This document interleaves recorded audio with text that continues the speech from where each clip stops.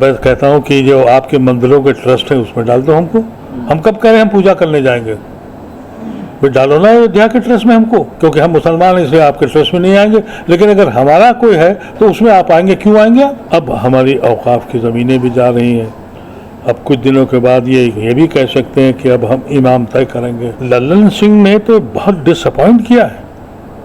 ये वो आदमी है जो चोला पहने हुआ था सेकुलरिज्म का। मैं तो लानत भेजता हूँ नीतीश कुमार पर, और मैं चाहता हूँ कि हर मुसलमान इस पर लानत भेजे, ऐसे आदमी पर। ये वो शख्स है जिसने 370 पास कराया कि हिंदुस्तान की जितनी जमातें हैं, और वो सब की सब जमातें प्रेसिडेंट ऑफ इंडिया के लिए आपको लिखें खत कि ये हमारे वायलेशन, कॉन्स्टिट्यूशन के वायलेशन के ख़िलाफ़ है, कि जब तक तुम सड़क पे नहीं उतरोगे और डेमोक्रेटिक राइट है तुम्हारा,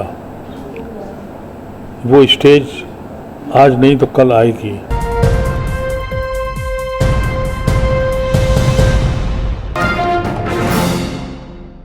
इस मुद्दे पर आज आपने प्रेस कॉन्फ्रेंस की। जेडीयू और तेलुगु देशम पार्टी ने समर्थन किया है उस बिल का, वक्फ बिल का, उसके बावजूद जेपीसी को भेजा गया है। तो कहीं ना कहीं डर है सरकार में अभी भी। पूरी मेजोरिटी अगर कहा जाए, जो विपक्षी दो बड़े दल हैं जिनके बारे में ये कहा जाता है कि वो समर्थन वापस ले लेंगे, डर बना हुआ रहता है, लेकिन उन्होंने समर्थन कर दिया, उसके बावजूद जेपीसी को भेजा। क्या समझते हैं? मैं तो इन दोनों पार्टियों से मिला था, इन दोनों पार्टियों के जिम्मेदारों से बात की थी, हमारी ऑर्गेनाइजेशन की तरफ से, IMCR की तरफ से, अलायंस के सारे लोगों से मिले थे।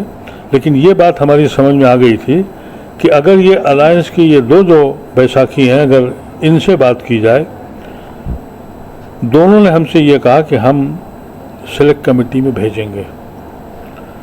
लेकिन मैंने उनसे कहा कि जब ये बिल ही नाक़िस है और ये बिल्कुल कॉन्स्टिट्यूशन के ख़िलाफ़ है, हमारे फंडामेंटल राइट के ख़िलाफ़ है, ये आइन के मुखालिफत करता है, उन्होंने कहा तुम समझा करो, हमारी मजबूरी समझो, हम सेलेक्ट कमेटी में भेजेंगे। ये हमारी 12 बजे दिन में ये बात हुई थी। इसके बाद ही हम यहाँ आए थे प्रेस करने में। लेकिन हमें हैरत ये है कि तेलुगु देशम ने तो इतना खुल के नहीं कहा, अपनी जान बचाई, क्योंकि देखिए आज का जो लीडर है वो लीडर नहीं है, आज ट्रेडर्स हैं। ये ट्रेडर जो है अपने को लीडर कहते हैं। तो इनको अपने पैसे चाहिए, अपनी स्टेट के लिए पैसे चाहिए, ऐसे लिए वो उन्होंने यहाँ तक ले आए। लेकिन ये ख़तरा टल गया है, ख़त्म नहीं हुआ है। हम लोगों को, हमारी कौम को और सेकुलर पार्टियों को मिलकर हमको उस वक़्त तक चैन से नहीं बैठना है जब तक कि ये बिल वापस ना हो जाए। लाखों करोड़ की प्रॉपर्टीज़ हैं जिनके ऊपर ख़तरा मंडरा रहा है, एक तरह से उनको एक्वायर करने की समझ लीजिए, उस बिल को लागू कर दिया जाता है। तो क्या ऐसे में मुसलमानों को सड़कों पर नहीं उतरना चाहिए? यकीनी तौर पे मैं तो बराबर ये कहता हूँ कि जब तक तुम सड़क पे नहीं उतरोगे और डेमोक्रेटिक राइट है तुम्हारा, वो स्टेज आज नहीं तो कल आएगी। इस वक्त हमें एक खुशाइन बात यह है कि एक सपोर्ट इंडिया अलायंस की तरफ हमारे साथ है, जो आज उन्होंने भी दिखाया है पूरा। लेकिन हम इंडिया अलायंस वालों से भी कहना चाहते हैं कि आप उतरिए, आप क़यादत करिए, हम आपके पीछे चलेंगे।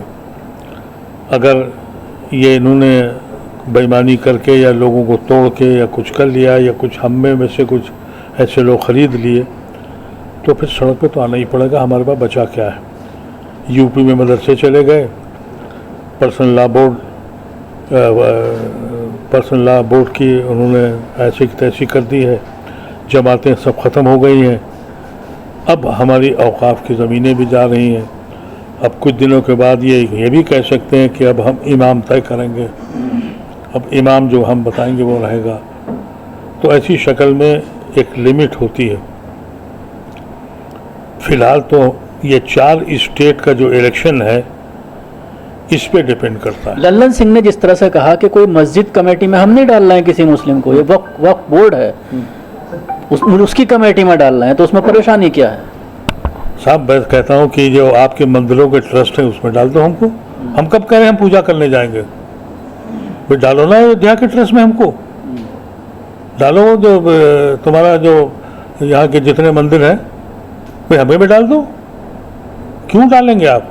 क्योंकि हम मुसलमान हैं इसलिए आपके ट्रस्ट में नहीं आएंगे, लेकिन अगर हमारा कोई है तो उसमें आप आएंगे। क्यों आएंगे आप? ये तो लल्लन सिंह ने तो बहुत डिसअपॉइंट किया है।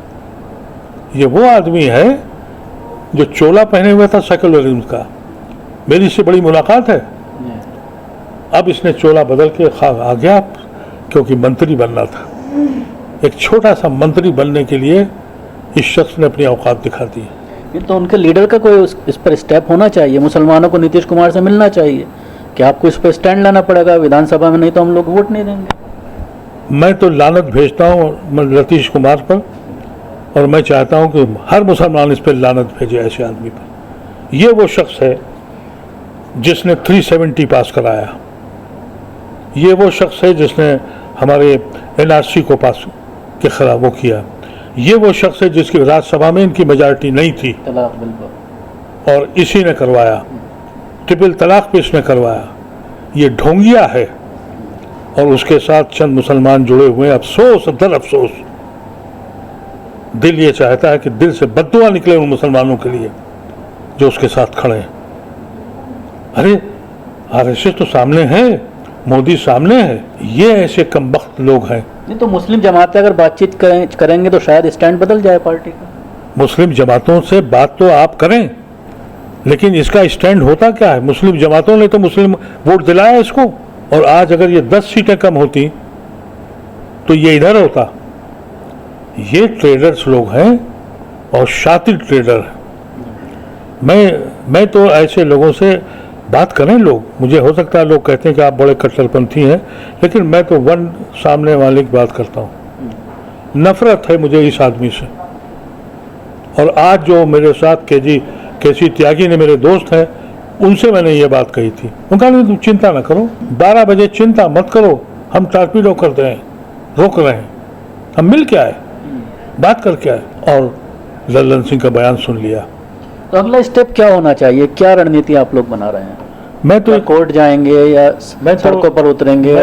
मैं ये चाहूँगा कि हिंदुस्तान की जितनी जमातें हैं, और वो सब की सब जमातें प्रेसिडेंट ऑफ इंडिया के लिए को लिखें खत कि ये हमारे वायलेशन, कॉन्स्टिट्यूशन के वायलेशन के खिलाफ है। 2, 4, 5 करोड़ 10 खतें वहाँ जाएँ प्रेसिडेंट ऑफ इंडिया को, दुनिया को पता लगे कि हमारे साथ क्या हो रहा है। और जो बेहतरीन दिमाग हैं वकीलों के, उनके ज़रिए हमें सुप्रीम कोर्ट हम जाएंगे। ये हमारा फैसला है।